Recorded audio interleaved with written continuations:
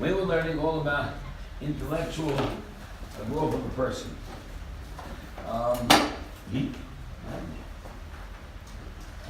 There's a screw loose, don't worry about it. That's what we're learning here, not to have a screw loose. That's right. The goal is to make sure your screws are screwed straight and not tight. We're learning here about the intellectual development of a person. To understand that, we're saying that it's really the most important thing that you have in life, and the very first thing you need to do is learn how to think. You have to figure things out, to make decisions and correct decisions and so forth. Life, important decisions. Certainly the determination of what religion you want to follow, if you want to follow religion at all, is a pretty important thing to discuss and a pretty important thing to consider. So, and you need all your faculties to be able to do that. Now you also need your faculties in order to buy a good suit. And we talked about that last week. You have to know the rules. Remember last week how you weren't here? Okay. There were rules on how to buy a good suit or a nice dress. And it's all up here. Like Yogi Berra said, 50% of baseball, and he said, 90% of baseball is half mental. 90% of Yogi was cute that way. And obviously 90% is more than half. But the point is that you got to use your head. I mean, we see ball players, for instance, on baseball or basketball or football teams, but they're thinking. They don't know where to go, what position to take, you know. They're thinking. You got to think. You got to make decisions. Play by the rules. Know the rules. Understand the rules. And there are rules of how to make a good purchase. And there are good rules of how to get a good job. And rules of how to make a proper choice in who you want to marry. These are important life changes. There are small things and they're important things. And the most important of all is to decide if God exists or not. And that's why my Rebbe would say, let's break down the barriers. Let's start learning how to think. So that this way, which one's yours? And let's learn how to think so that we know we're coming up with some right decisions here. So the first thing that we learned about in thinking, and we're going to learn a lot of other things about ourselves that make ourselves complete persons. We're going to develop our social skills, our emotional skills, our personal skills, and physical health, mental health, and of course our spirituality as well. But we're going to learn first how to think. So in the first level of thinking, there's 9 ways to really use your head right. And you know, someone was asking me the other day about, sanity. And I believe that all of us are all partially insane in one way or another. I'm completely convinced of that. In fact, I'm convinced that I'm crazy. But the reason I can still function in the world is because I know it. Right? The guy that says, I'm 100% okay, no problem, watch out for that guy. He's totally nuts. The guy that says, I'm kooky, he's not clueless, he's clued in. That's the guy I trust. That's the point of the idea of it. And so therefore, let's suggest and understand that what we want to do here is learn how to think so that we are aware of what's going on. So obviously the first thing it's got to say is you got to be open. So we did that by way number 1, which was called thinking and studying. The Hebrew is betalmud. So I want to show you how we came to the conclusion of what these things are based upon the words themselves. What does betalmud mean? To learn. The word in Hebrew, limud, to learn. But to learn means something that's obvious. I mean, if these are 48 ways to wisdom, or 48 ways to Torah, the learning is obvious. It's a given. So what's the message here? What is the Mishnah trying to tell me? The Mishnah is trying to tell me that learning is a process that goes on and has to go on all the time, except for when you sleep. And frankly, even when you're sleeping. Even when you're sleeping. That's the funniest part. But my Rebbe used to say, Rav Noach used to say, that if you want to really learn Torah all the time, You can even learn when you're sleeping. How? Well, before you go to bed, you want to learn how? Tell you how. Pray tell. So I'll tell you. Before you go to bed, have a certain learning or a certain 5-minute lesson that you want to learn in a book by your bedside. Look at it, learn it, and then 5 minutes, 7 minutes, 10 minutes tops, put it away and go to sleep. Say Shema Yisrael and go to sleep. Now, the thing that you do last mostly will affect the way you dream, if you think about it. Now, and you may dream about some of this stuff. But in any event, as you finish, you wake up in the morning, the very next moment after Modani Lafanecha and washing your hands, pick up the book and continue for another 5 or 7 minutes. And therefore, what's happened is that the learning has spread through the night. From the time you went to bed till the time you get up in the morning, the learning has spread all night. And you get credit for learning Torah all night, all those 10 hours that you slept, or 8 hours you slept. 10 hours. Well, whatever you sleep. 8 hours. Whatever you sleep. 8 hours. Wow. 8 hours, okay. I only sleep 4 or 6, so it's not. Whatever you sleep, you get credit for that time of Torah. So you see, after 120 years, you go up to Shemayim, right? God is judging you, and God is saying, let's see, these are the mitzvahs you did, and these are the sins you did. Look at all those mitzvahs you did over there. And you'll say, well, I didn't do that.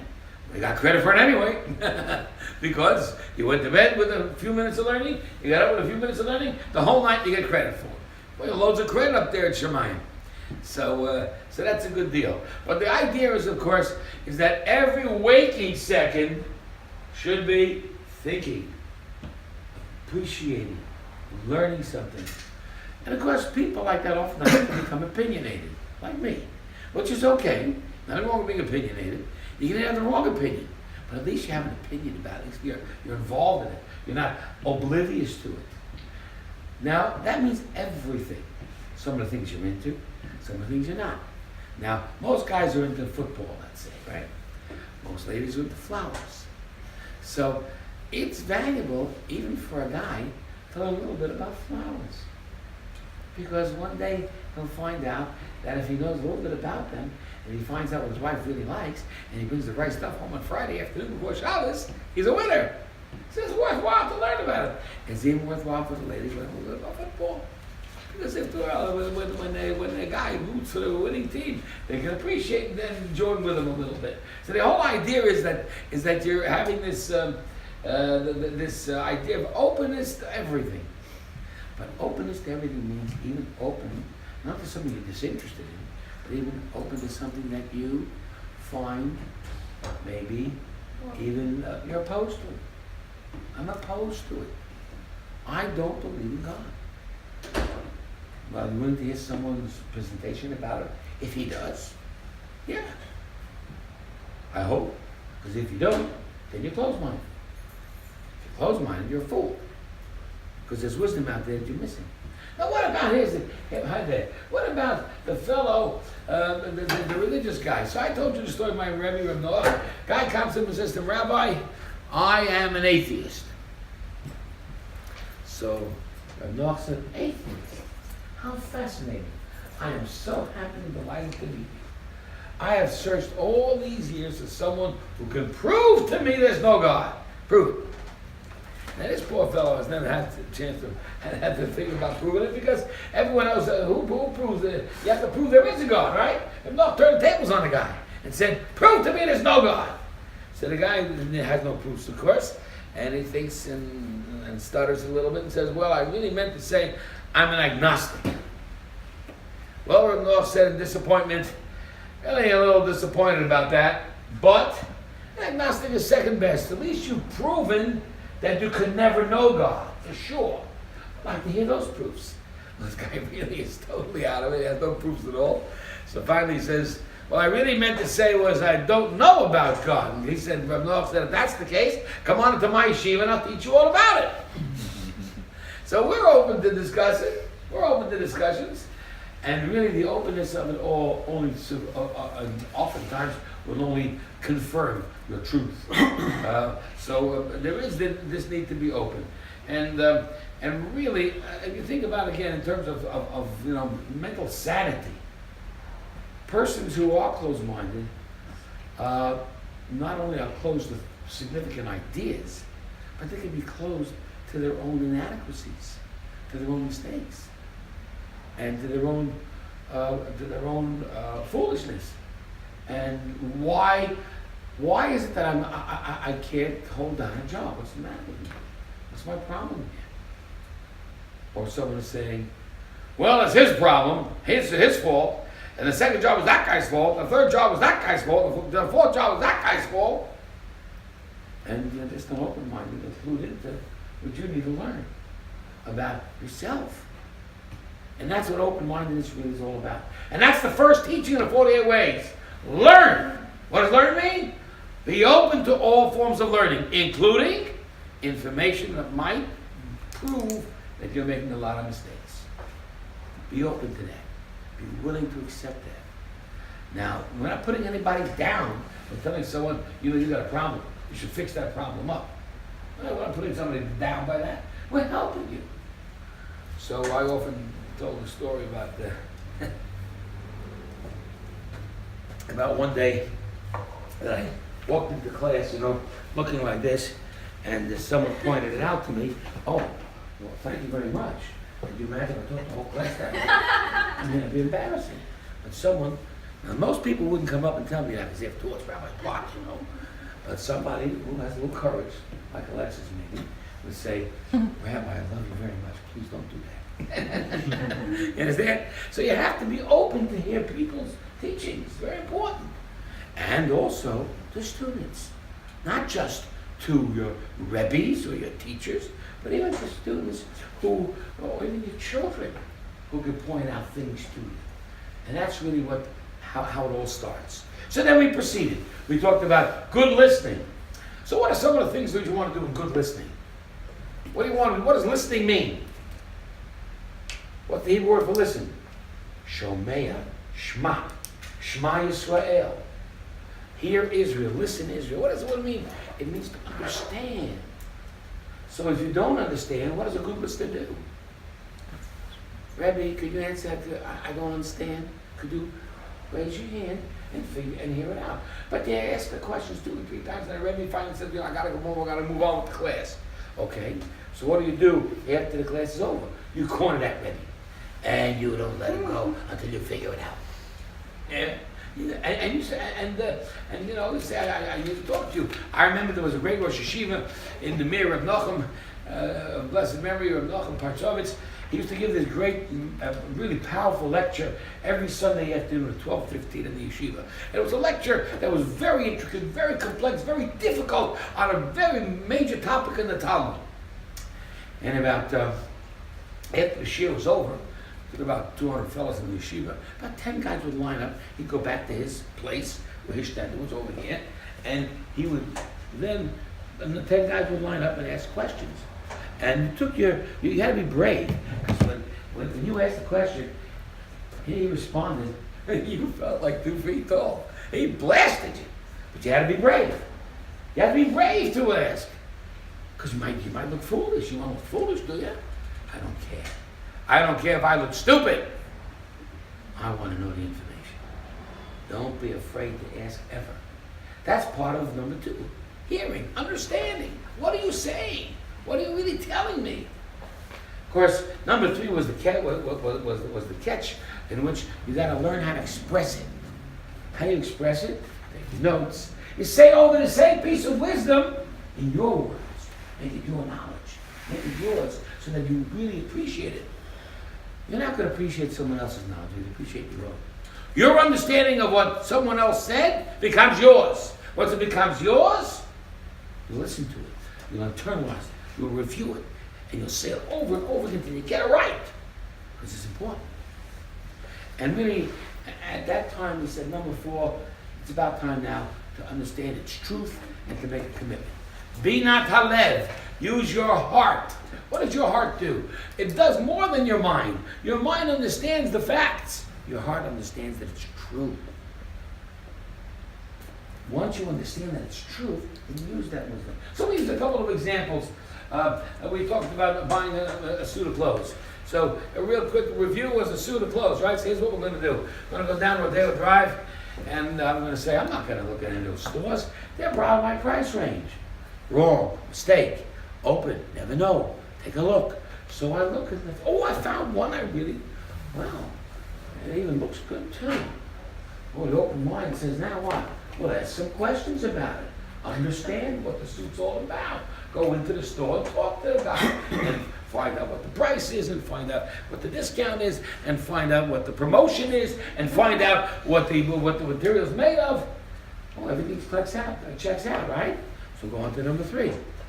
Express yourself. How do you express yourself with a suit? You try it on. The mirror, wow, terrific, outstanding, I like it. What do you do next? My heart is into it. That means I buy it. Buy into it. Make a commitment. The most feared word in America. Commitment. I'm afraid to commit myself. Am I going to have to really be a card-carrying member and really join? And whoa, this is a tough deal. That kind of commitment is what's being required of an intellectual. If you're really an intellectual and you're honest in your learning, if something is real, you must accept it. You have no choice. Your own mind demands it. Your own understanding demands it. However, there is such a thing as a money-back guarantee. And in the end, the suit doesn't work, you can return. Now that means you can, and let's say, God forbid, you don't move forward with your newfound information, with your suit, with your job, with your belief in Hashem, then you could, in fact, lose it. And then you'd end up with, we won't say a money-back guarantee, but you could end up reneging on your commitment. Now, we talked about these 4 steps with regard to marriage. With regard to a job, it's a little bit easier. But with regard to marriage, again, is there a money-back guarantee when you make a commitment to marry somebody? Well, yeah, there is. There is divorce. I hate to say it, but it is possible. Can engagements be broken? Sure. And near misses, so to speak. And you're just at the cusp of number 4, and you open your mind, you appreciated this fellow, and you really wanted to date him, and all the qualities seemed to be in place. So you went out for maybe 2-3 months, and during these 3 months of excessive dating, you found something really, you asked questions, you understood, you felt he was right, you made a sense of assessments on it, you thought about it, and then you articulated it. You went to your friend. You asked your friend, "What do you think? What's your sense? I mean, this is what happened at the date. This is what he said. This is what I said." And you begin to really try to work it out, so to speak. Everything clicks. So get engaged. Make a commitment. You can't live on. You can't continue on and let a relationship linger. You can't let it linger. You got to move with it. Yes or no? But if in fact you do, the relationship has to embellish and build too in order to get married. Because during these intellectual movements, I've covered now 4 steps. There's 5 more. There's 9. And the 9 includes, or the extra 5, include 2 more commitments. So there's a commitment in number 4. There's a commitment, I believe, in number 7, and a commitment in number 9. So in number 4, I made this minimal commitment. We're going to get engaged. But can engagements be broken? Yes, they can. If the relationship doesn't develop, and the same thing with your belief in Hashem and your feeling for Hashem, that can be lost too. You can be lost. It can be lost too if you don't really, move with this. Let's move with it, and let's see if we can really develop a real deeper understanding with deeper commitments. Number 5, be'ema. Number 6, be'yira. English, awe and fear. What's the difference between awestruck and being afraid? Or you can look at something that's just gorgeous and you're in awe Go because on, it's go on. magnificent. And fear? And fear, then you have a sense that something is bad. Not bad. Not bad. Frightening. Frightening. You want to run away from it. Dangerous. Or you want to Dangerous. run towards something. Fear, Okay. you want to distance yourself. Okay, so let's say the awesomeness is not necessarily fearful, but 5 is definitely fearful. You have to be afraid. So let's explain what they mean. First, number 5 is this awestruck. Do I see that this relationship is really developing in a beautiful manner? Is it something that really I see? We went out the other day and had a date, and she said something so special. Like, wow. That helps build a relationship. You understand? I went to daven the other day, and I just felt a wow communicating with Hashem. You see where the awesomeness statement or move helps embellish your understanding, helps embellish your relationship, helps enrich your whole endeavor, whatever it is. So you're learning about God, learn to appreciate God, learn to be awestruck about God, and see the beauty of it all. That's number 5. And that's how you move forward with your commitment.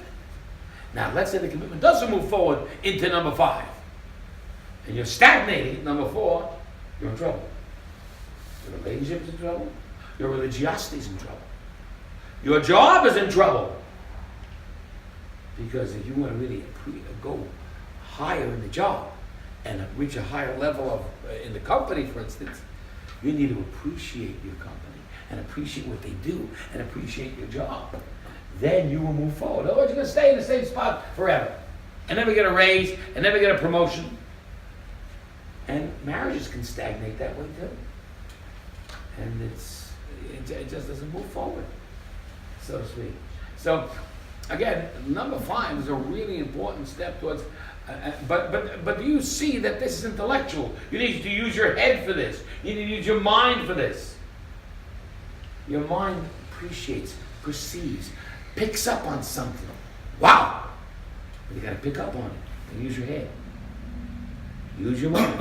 And then you see this is something really special. And each time, be in tune to what's going on around you. Use your mind. Use your head. Use your awareness. Use your perceptions. Greatest gift God ever gave us is up here. Number 6, be afraid. What does afraid mean? So afraid means basically caution. Use caution. Be careful. See some of the pitfalls. See some of the problems. Can you overcome them? Can you not? Judaism isn't perfect. Well, no, I beg your pardon. Judaism is. Jews aren't. Right? We mess up. So all of a sudden, the Rebbe who you felt was so wonderful is not so infallible. He made a mistake here and there. Maybe he said something wrong, whatever. Okay, you got to be able to see. Can I overcome that? Is that workable? Is it a deal breaker? God forbid.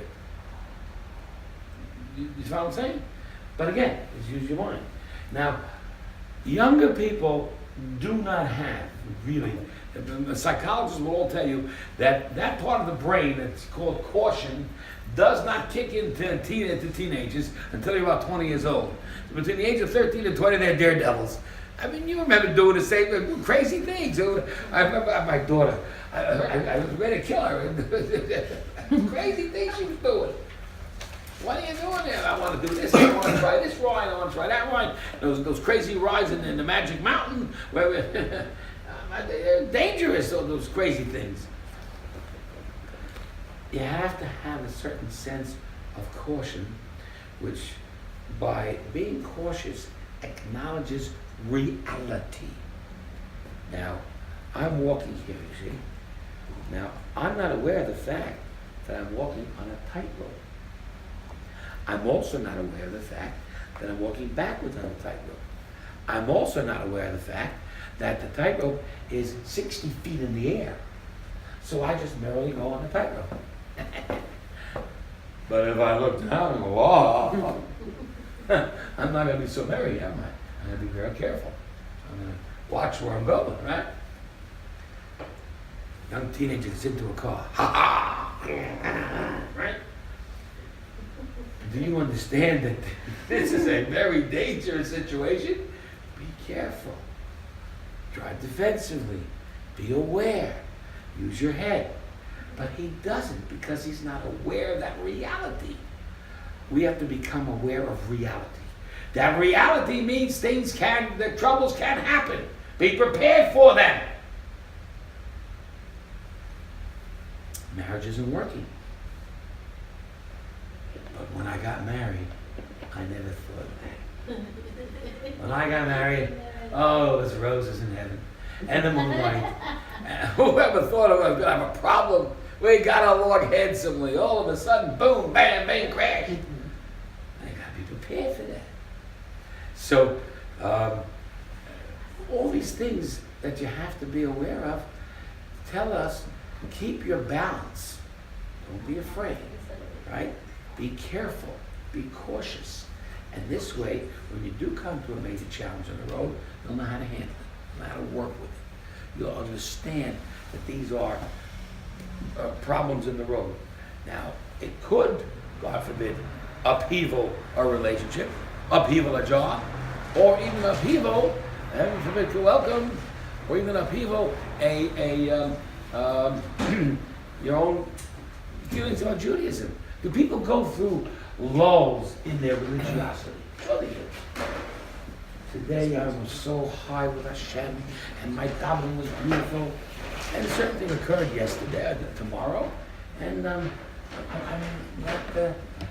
so maybe a little depressed or a little, and I didn't daven so good today. Maybe I forgot to daven today at all. Maybe I was in a real funk, and I was, and I just, I didn't even bother to worry about the fact that I ate meat 3 hours ago. I was going to buy that ice cream, heck with it. Small things, but things that show that I'm not as sharp or as excited or as intensive as I was yesterday. Do we all go through these things, ups and downs? Is life up and down? Well, let me tell you something. Being a hard patient. When you go into the room there, and they measure you, you make sure your line's going up and down, not straight. You don't want a straight line. You want up and downs. That's what life is. Life is up and down. So when you're up and down, you appreciate the fact that, okay, now I'm down, in a moment I'll get up again. But you have to be prepared for those pitfalls and be aware that you will have pitfalls. Well, when I was younger, and I was in Israel as a student, I'd run right over to my Rebbe's house and say, "Hey, Rebbe, I'm really in a funk right now." And he'd pick me up or something. So you have your Rebbe to call upon. In those days, we didn't have telephones in Israel. I think only the Prime Minister had a telephone, if anybody. Maybe the chief rabbi. But other than that, so you walked over, you spoke to somebody, or you shared with a friend or something. But you do deal with it. Accept it. Don't get all blown away by it. But get up again, and don't wallow in being down. So being afraid is a valuable thing, and it's a mental thing. It's a usage of your mind to be aware that reality sets in, things are not always going to be perfect, and therefore I need to learn to deal with it. And I need to be aware of it. Don't be surprised by it. And don't be overwhelmed by it. The fact of the matter is you are walking on a tightrope, and you are 60 feet in the air. So be careful. That's called the yira. Be frightened. In fact, the word yira in Hebrew, yirah, comes from the word ra'ah. What does ra'ah in Hebrew mean? It means clarity. It means seeing things clearly. Persons who are afraid see things clearly. Persons who are not afraid are giddy, don't see things at all. They don't see no pitfalls. They don't see the 60 feet down there. They see everything's cool, right? I remember one time, I was with my daughter, we took a trip to San Francisco. It was the two of us. And we went to see the Redwoods. And the Redwoods are over there in Marin County, over the Golden Gate Bridge. Anyway, coming back from the Redwoods was a lot of fun. There was a road that we had to take, and I'm not sure it was an upper or a down. I don't remember. but the road was very winding, and it was without a whole lot of, thank God it was daylight, but it was a thin road, a winding, thin road. You could barely fit your car on it, and there was no, and it was really high up in the air, and there was no barrier, none at all. Whoa! So we were having this bad thing. Myself, my daughter and I were talking this, that, and that, and all of a sudden I became aware of the road, and I fixed myself up driving it like this, total focus. For about the next 20 minutes, we didn't say a word between each other, because I was so careful to make the right turn and make sure that you got to be aware of what's going on. And being aware, you see, this way you can navigate through it and succeed. So number 6, being afraid is a real great way to avoid pitfalls and to deal with them if they come, and to move yourself forward in your chosen endeavor, to your chosen person that you're living with, your chosen job, or your chosen religion, whatever it is you're doing. You're going to move forward because you're careful, you're aware, and you're in touch with reality. So, persons who do these two items, appreciation and reality, are really going to embellish and strengthen their relationships, become more religious, much more into Hashem, and much more into living the beautiful life. But then they come to number 7, and the number 7 is called another, humility. Humility is the person's submit. Humbleness means this that I'm dealing with is right. Meaning, this is commitment number 2. Commitment number 2 is this marriage is going to work. Commitment number 2 is I'm going to move up in this job.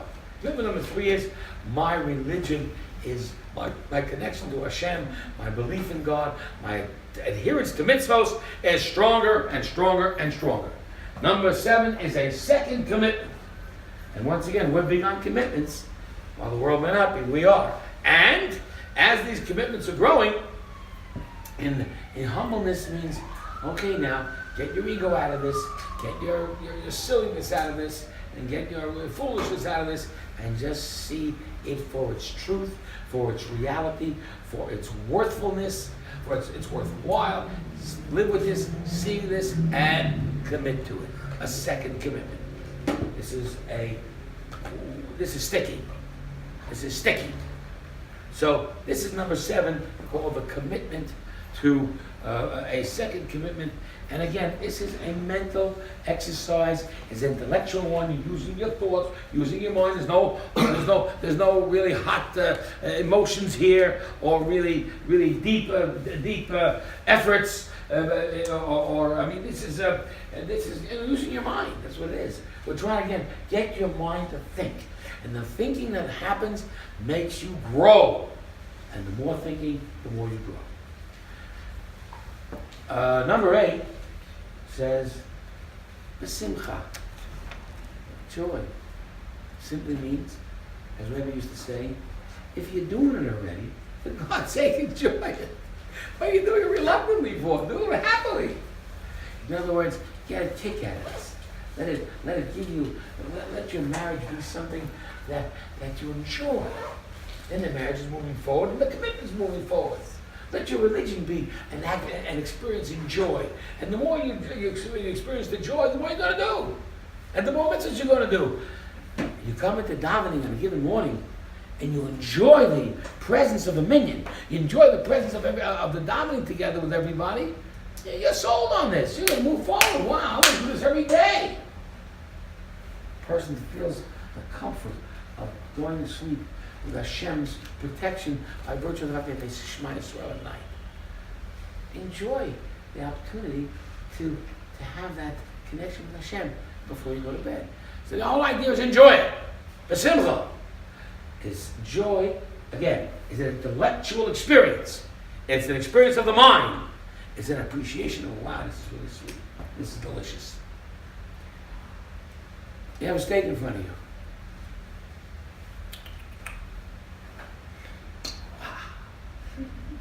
That steak tastes good. You know why? Because you processed it up here. The taste is up here, not in here. It's true. It's true. I mean, all of life it's up here, right? Now, of course, if it really doesn't taste good, then it doesn't taste good. You got nothing to process. But if you, I mean, let's put it this way: I could eat a steak all alone at home, or I could go out with someone I like and have a nice conversation and share a beautiful, elegant evening at Pat's, or at Gondola, or what's the other one? A Shiloh, or whatever, right? Oh, wow, it's a whole dining becomes so beautiful. And imagine dining on a Friday night with the romantic candlelight and the beautiful braided challah and the delicious wine that just opens up the appetite buds just before you start to eat. Friday night, Shabbos. I mean, you experience simcha, and the simcha is right up here. So this is really now moving forward in a really positive way towards what you want. But again, if you have pitfalls, if you're having problems with any one of these levels here, you have to work on them to see if they're really going to work for you. If you're not really getting a kick out of Judaism, something's wrong somewhere. If you're not getting a kick out of what you're doing, if you like what you do and you like your job, if you're not getting a kick out of it, then there's a limitation to how much of a commitment you have to it. There's a limitation of how much appreciation you have for it. Limitation of how much you're going to grow with it. So Simcha moves it forward to almost where there's no limitation at all. I'm really into it now. Number 9, you have soul, commitment. Number 1, but by guarantees. It's called the Tahara, purity. What is purity? Purity of the mind. Purity of the mind says, Shema Yisrael, Hashem Elokeinu, Hashem Echad. What does Echad mean? One. The one and only. I once told my Rebbe, it seems that Hashem is the main criteria of all the things in life. He says, not so. He's not the main criteria. He's the only criteria. When we get that one with Hashem, let's get to be one with Hashem. Husband and wife get to be one with each other. They get to be one with Hashem. What's that oneness? That oneness is the absolute connection of commitment, and of course that connection and that sense of intimacy is the ultimate commitment. And you're there. That's why people should not have sex before they get married. It's a good idea not to do it. Because until you make that commitment, relations are a whole lot premature. It's a great idea to wait until you're married. When you make a commitment to something in number 9, purity, a complete, total commitment, how do you manifest it? Here's how you manifest it. You manifest it by doing what I do. That is, you share it with others. You are so committed to it that you're going to talk to everybody about it. I'm sold on that candidate. He sold me through all these 9 steps. He's the one. I am on his campaign.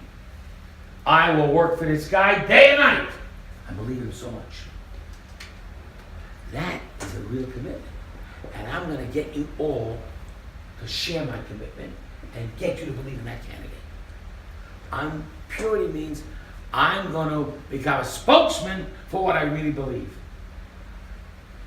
I'm in love with this girl. She's my wife. I love her. I'm going to tell the world about it. I want everyone to know how beautiful, what she means to me. You know? And how proud I am to walk with her side by side. You see?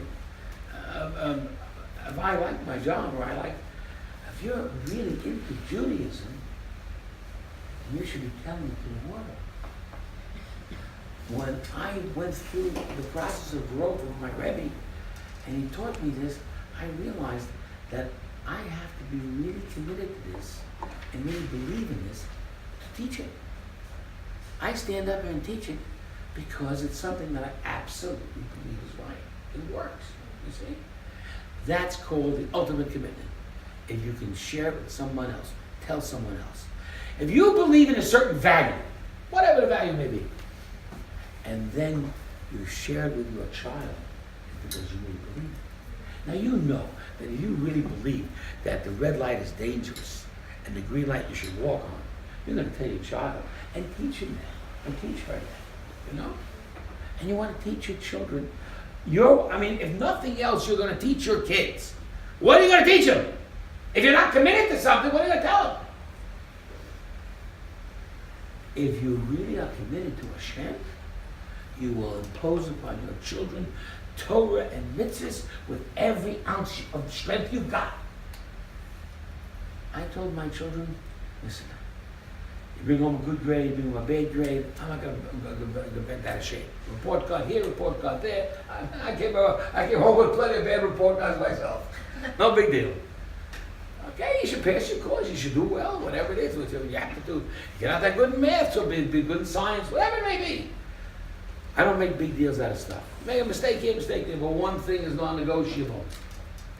And that is the commitment to Hashem, the commitment to learning, the commitment to Shabbat, the commitment to Kashrut. That's non-negotiable. That's everything else within that scope is what's called the values that I espouse. And that's what I want for my children. So, and I try to espouse that for my children to teach their children. That's called the ultimate commitment. That's number 9. Now, this requires purity. What does purity mean? It means there's no room for anything else. My sense of commitment to my wife is such, there's no room for anyone else. My sense of commitment to Hashem is such, there's no room for anyone else. It's Hashem. That's it. It's the only reality there is. I know no other reality. And you may have in your lives, and I did mine, sometimes we thought of considering a different reality. And you see that it can only work so much. I considered the reality of baseball. I thought baseball was the best thing in the whole world. And especially because I was in New York and my team was always winning. Then one day my Yankees lost. And I found out it isn't perfect. And I found out that there's more truth in the world than baseball. But that's the whole point. Once you get into something, it's your real truth, it's your truth. And that's if your truth is Hashem, if your truth is your job, if your truth is whatever it may be, hang on to that truth. And you share it. But that truth's got to be a complete commitment. Purity. What is purity? 100%. 100%. I am for this truth. I'm not 99% for Judaism and 1% for that. Or 98% for Judaism and 2% for that. No, it don't work that way. A commitment is a commitment. And to truly believe in it, to truly live by it, it's got to be where your mind is made up. I've made up my mind. This is what I want to do. So this is what we call using your head. And it's the process of using your head and using your mind. Teaching children how to do this in their earliest years, ages of 3, 4, 5, and 6, and what parents are required to do. Parents should be stimulating their children and getting them to think about things and asking them questions and peppering them at the table and getting them, whether it's dinner table on the Tuesday night or it's Friday night, but having that conversation with kids and even when you're out on a vacation and you're with the kids I remember driving with the kids and we didn't have those stupid videos in the back of the van that the kids should watch, keep them quiet, you know. So we had banter, and children and parents bonded, and I remember that we would talk about certain things, and then the kids would have a contest. How many American flags can we see on the road? So we would drive, and then the American flag there, and American flag there, American flag there, and then I finally said to the children, "Okay, kids, what does it represent? What do we remember the American flag? What is it all about? Can you tell me why there's 13 stripes and why there's 50 stars?" And that kind of stuff stimulates kids and gets you into thinking and what is it all about? And do I really understand it? And can I say it over? Can I really remember something? Remember what I learned? and be able to sense there's a truth to this. Yeah, there's 13 stripes because there's 13 colonies when they first started, and now there's 50 stripes because there's 50 states. Did you know that? That's the reality, the American flag. When kids learn that, it's not just a piece of information, it's a value. How we started, how we've grown as a country, you see? So, therefore, there's excitement in the learning. There's value in the learning. There's a lesson to be learned about growth, you see? And this is what we try to do to stimulate our kids to appreciate this, to sense the reality of commitment to being in your country, to enjoy being an American. What a pleasure, what a joy, what a wonderful country. Of course, I don't want to get into political about what today is like, but in those days it was a nice country, except for a few crazies today. But I mean, it's a relatively it's freedom and so forth. These are great lessons to learn, all by watching the American flag as you're driving on vacation, stimulating your kids.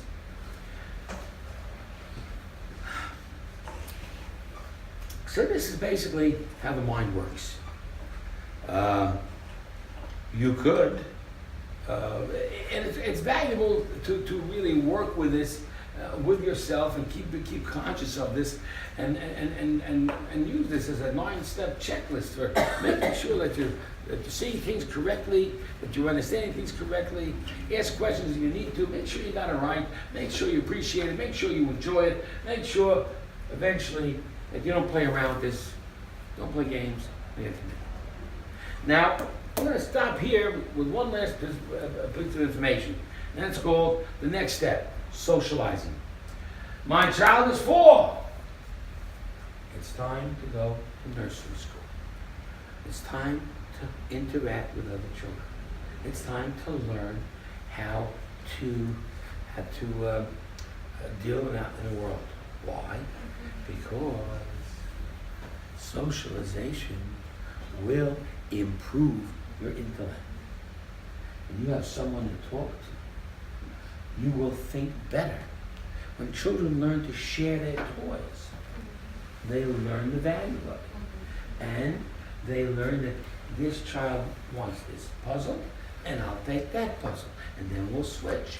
And they learn a whole gang of values by socializing.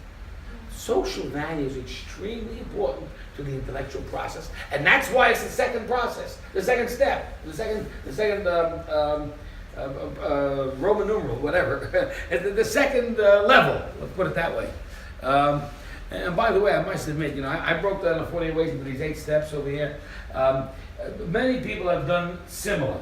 I'm not the first one to do this, which I found very pleasing, because I thought maybe I'm crazy. And other scholars have done it as well, which I'm not a great scholar, but they've done it, which gives me a lot of encouragement to do it. And I did it my own way. Some did it in 4 steps, some did it in 6. I did it in 8. But in doing that, I realized how Rav Noach was trying to teach us to share wisdom. The whole value of socialization in general is for the purpose of sharing wisdom. If, in fact, you have a friend that is boring you, that you're not getting anywhere with, you're going nowhere with, you want to be polite, you want to be respectful, but that's not the friend you want. That's not the friend you want. You need to grow. Hashem provided socialization for us and the interaction with people to grow. That's the purpose of a friend. Do we share enough information with each other, stimulating each other, with agreements and with disagreements? You say that, I say no. You say yes, I say no, and we fight it out. Now, if you ever want to see this in real life, we'll go to a yeshiva. Now we can go down the street over here to MBY, Rabbi Tendler. We can go to that's on Pico. We can go to Yule up there in Pico. We can go to Chavetz Chaim on where's it, the new Persian yeshivas on Robertson. We can go to different yeshivas and watch the boys as they interact and learning. Our 18, 19, 20-year-old boys. It's all a matter of sitting together in partnership, the 2 of them, and the 2 of them, and the 2 of them, and screaming and yelling at each other with passion, touching each other's throats. No, you're right. No, you're wrong. And back and forth it goes. And that's how they spend the bulk of their morning until they finally figure it out. But it's the idea of working together and learning to appreciate another person's opinion, even if it isn't yours, and see the value of it. That's a whole beautiful learning process. Now you can walk into a library and it's like you're in a cemetery. You can walk into a yeshiva and it's alive. And the teaching and the screaming and the yelling. And once when they go into the class and the Rebbe starts saying this and they go and they call out and the Rebbe, that's not right, and I don't understand, this doesn't make sense. And that's the beauty of the learning process. Socializing is so important. Learning how to socialize with the proper disciplines is what these 3 steps are all about. These 3 steps include number 10, serve the wise man. Number 11, discuss it with your friends. Number 12, the dynamics of teaching. These are the 3 disciplines of socializing. And the reason they are 3 is because there are always going to be 3 groups of people you will always deal with. And you have to identify which group this person is in. There may be a group of people that are wiser than you, your teachers. So you need to know what is the discipline of how to work with the teacher or your parent or an older person in order to be able to get the most out of him, including the proper rules of respect. You also need to learn how to discuss things with your friends. That talks about the idea of selecting the right friend. It goes into also selecting the right spouse, husband and wife. Selection is really important when it comes to that. And we're going to learn that there's also younger people, younger than you, that need your help, your guidance, your teaching, your students, your children, whatever. And you have to know these three experiences are concurrent with every human being. The youngest child, the moment he's old enough to know about these things, maybe 6, 7, or 8, he knows that there's a younger sibling, or a younger cousin, or a younger classmate. The oldest person in the world always has to consult with someone else who might be a drop older, or maybe a drop wiser, even if he's 10 years younger. So there's always these 3 things going on concurrently. And if you would, I always ask you to guess, tell me which of the 3 is the most important or the most powerful relationship. With your teachers, with your friends, or with your students. They're all equally important. That is the most non-committal answer I've ever heard in my life. No, but it's I agree with you. Yeah, but you know what I mean? But you have no courage. Make a choice. I have no courage. What are you talking about? Where's the courage? All 3. Your peers. What do you say? Friends. Friends. What do you say? Your friends, your peers. Teachers, you kidding me? Teachers. What do you say? The younger people, because Younger leaving people. your legacy, your Oh, man, okay. Teachers, okay. That's what I'm saying. Everything is equally Okay. important. Everybody, 33%. Come on, it's your teachers. I'm going to teach you how to make a commitment. We're taking it to a vote. Teachers. 100%. You guys, come on. Purity. Fine. Purity. I got purity. Okay. Children, students. 1, 2. And friends. Okay. So it's 6-4 to 2. The teachers seem to win. But our teaching's a little different. Oh, Sorry. is it? Yeah, sorry, it is. Huh. Can you handle it? I Can you read handle something in Tanakh that said different. So let me tell you what our teaching is. Our teaching is that all relationships are powerful based upon mutuality. Give and take. And friends, contemporaries, equals give and take. Teachers, give. Students, take. So, what do we learn from here? We learn that if you're going to make a good relationship with your teacher, right? So the teacher has to learn, if he's going to, or the student has to learn that he's got to also not just take, but give back. If you're a teacher, you must learn not just only to give, but you must also listen, take back. You see? Yes. I have a question. So that means that a mate can be or could be the best friend. Yeah, absolutely. So looking for a husband or wife, somebody looking It's a worthwhile into task. the, I would suggest it's a good idea. the best friend. Yeah, very good, very great idea. Right, absolutely. So, and that's what the Torah says. The God said to Adam and Gan Eden, He said, "Lo tov hayot adam levado." It's not good for man to be alone. You must have a friend, companion. So therefore, we're going to talk extensively about this next week. Yes, I should be here next week. In case there's, my daughter's expecting in New York. So in case there's any change, I'll let you know. Sure, tell you. In case there is, I'll let you know. But I should be here next week. If she's still intact.